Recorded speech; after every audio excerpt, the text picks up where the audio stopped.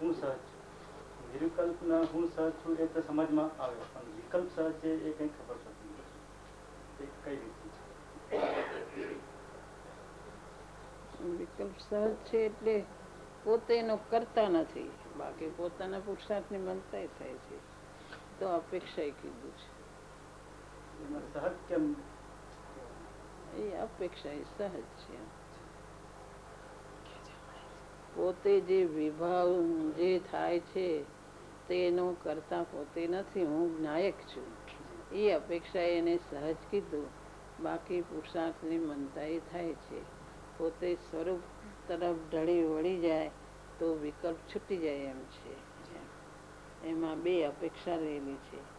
એકલું એ સહજ છે કે જે થવાનું એમ થાય છે એવું એકાંત લેવાથી તો નુકસાનનું કારણ થાય છે. કે વિકલ્પ સહજ છે કે થવાનું એમ થયું, પોતે કાંઈ કરી શકતો નથી ને પુરુષાર્થ કરે તોય છૂટે નહીં, એવો એનો અર્થ નથી.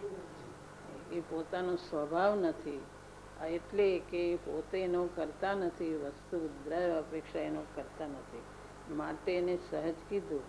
બાકી એ પોતાના પુરુષાર્થની બીજી અપેક્ષા એ લેવાની, એ પોતાના પુરુષાર્થની મનતા એ થાય છે. અને પોતે સ્વભાવ તરફ વળીને નાયક થાય તો એ છૂટી જાય એમ છે. એમાં બે અપેક્ષા લેવાની. એકલી એક અપેક્ષા લેવાથી નુકસાન થાય એમ છે. વિભાવ જેમ થવાનું એમ થાય છે. એકલી એકાંત અપેક્ષાથી તો નુકસાન થાય. તો પછી શુષ્કતા જેવું થઈ જાય એમાં, કે જે થવાનું એ થાય છે, આપણે કાંઈ કરી શકતા નથી.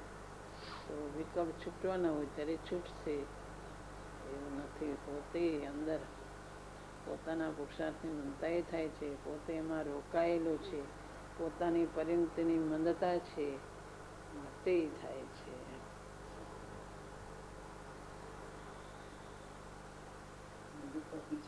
સંગમ દર્શન પ્રગટ કરવા પહેલા પ્રમાણ જ્ઞાનથી પુરુષાર્થ ઉપાડીએ એક ધ્રુવ નાયકના જોરથી પુરુષાર્થ ઉપાડીએ, એમાં કઈ રીતે? બે ભેગું આવે છે. હું નાયક છું, ધ્રુવ છું, અને પર્યાયમાં દુરાશ છે. એ બે ભેગું પ્રમાણ દ્રવ્ય અપેક્ષાએ અને પ્રમાણ અપેક્ષાએ, એક નિશ્ચય અપેક્ષા અને પ્રમાણ અપેક્ષા, બે ભેગું આવે છે. બે રીતે પુરુષાર્થ પડે છે. એટલે એમાં મુખ્યતા કે દ્રવ્ય સ્વભાવે આત્મા શુદ્ધ છે, અને પર્યાયમાં પ્રમાણમાં શુદ્ધ પણ છે ને પર્યાયમાં અશુદ્ધતા છે. બેયનું જ્ઞાન સાથે રહે છે. એ બે સાથે રહે છે. કઈ રીતે ઉપાડો? બે સાથે જ રહે છે. એમાં પરિણતિમાં ભલે એમાં દ્રવ્ય ઉપર દ્રષ્ટિ રહે તો પણ જ્ઞાન સાથે જ રહે છે. બે સાથે જ રહે છે. જેને જે રીતનો જોર લાગતો હોય એ રીતનો જોર દ્રવ્ય ઉપર જાય છે, પણ જ્ઞાન સાથે જ એકલું દ્રવ્ય પર જોર જાય અને પછી કઈ છે જ નહીં એમ માને તો એ દ્રવ્ય ઉપરનું જોર એ ખોટું થાય છે. દ્રવ્ય ઉપર જોર રાખે અને પછી તો કાંઈ પર્યાયમાં નથી ને કાંઈ નથી એમ જો રાખે તો એનું જોર એ ખોટું થાય છે. બે સાથે જ રહે છે તો જ એની દ્રવ્ય દ્રષ્ટિ સમ્યક છે.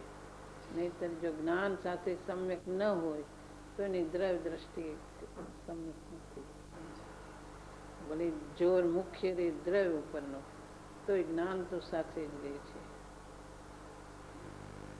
એટલે પ્રમાણ જ્ઞાન કઈ કામનું નથી એવો એનો અર્થ નથી. દ્રવ્ય દ્રષ્ટિની મુખ્યતા પૂર્વક પ્રમાણ જ્ઞાન સાથે જ રહે છે.